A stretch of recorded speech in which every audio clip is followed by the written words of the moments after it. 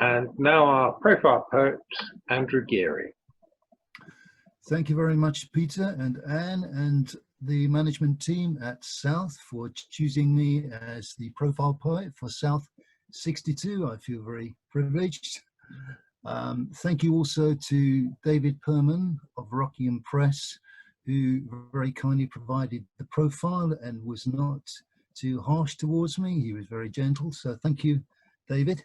And finally, thank you to all of you who've tuned in tonight on Zoom to hear this reading. I'll read two poems. The first one is called Looking for My Father. And just a little background on this. An elderly gentleman used to live in the flat beneath my mother-in-law's in Camden Town. He was a gentleman who had no living relatives, and he lived there for probably 60 years, the same length of time as my mother-in-law had lived there, and he became like an adopted brother to my mother-in-law and to the rest of us, the family. And we used to go All Souls Day, for example, to a very large cemetery in Finchley called the Islington and King's Cross Cemetery, I think it's called, second largest one in the country. We used to go there to look at the family graves, and we always took this elderly gentleman along because his father was buried there in an unmarked grave. And it was always very touching. When we took him, he used to look around and wander around as though he was looking for his father's grave. And here is a poem for him written in his voice, Looking for My Father. When he begins to fill my private space, I go looking for my father. Closer than you imagine, just out of view, beyond those gates that are locked each evening, is London's largest council estate, a surprisingly green place with neat terraces, cut flower gardens, candlelit squares, and flocks of angels roosting on the stones. My father lies in an unmarked grave somewhere in this suburb of the dead. I think of him as one of the finally homeless and wish he had an address, a front door, if nothing else, his own distinguishing number. There are a million here. How can I ever hope to find him? The place is quiet, but for the pleasantries of birds and breezes, the hum of North Circular traffic and revving of the cemetery bus as it bears the living along saintly named streets between the tombs.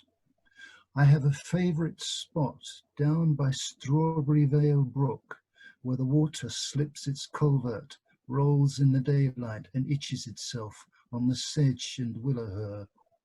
I wait for the muntjac deer that tiptoes across from cold fall wood to drink in the late afternoon every time I am here.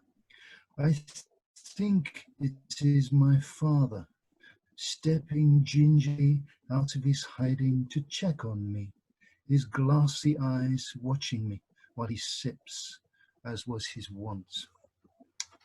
The second poem is very different and written recently. This one is not in my collection, my Rockingham Press collection. This one is called Peanuts. It's written in syllabic verse, 8 syllables a line to give a sense of constriction, 13 lines per stanza, which of course is the unlucky number. It concerns one of my experiences in West Africa, where I lived some 30 years ago now. Peanuts. You'll find them bagged like beggars' beads in apocalyptic plastic behind every bar in Britain, waiting for that moment between pints when they'll be bought for a fix and shoveled down some geezer's hatch to oil the next eruption of pithy comment. Peanuts. They're not actually nuts at all. We've made a currency of them. They're what the poor are paid in, what most of those possessions we hold dear are worth at the final reckoning. They happen to be the main cash crop of a poor country I once lived in. If I could show you poor as a metaphor, I'd show you a young peanut plant in flower, a low-growing, tough-stemmed creeper, survivor of fierce heat and rain, with pairs of feathery leaves and a tiny yellow bowl and spoon for a bloom set close to the soil. I'd show you how the nuts pegged down grow underground, how harvest time is a riot of uprooting.